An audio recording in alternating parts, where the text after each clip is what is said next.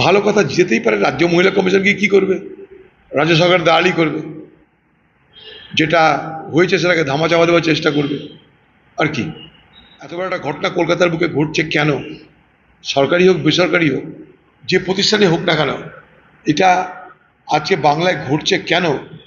তার প্রতিরোধের, তারকে সেটা যাতে না ঘটে তার জন্য কি ব্যবস্থা করা নিয়ে সরকার এবং যারা শিক্ষা প্রতিষ্ঠানের কর্তৃপক্ষ সকলের মধ্যে তো আলোচনার মধ্যে দিয়ে একটা দীর্ঘস্থায়ী পরিকল্পনা রচনা করা দরকার।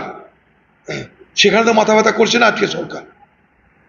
মহিলা কমিশন পাঠিয়ে আমাদেরকে স্তব বাক্য দেওয়া বাংলা মানুষকে আরেকটা কুমিরের ছানা দেখিয়ে বলা হবে দেখো আমরা তৎপর হয়েছি।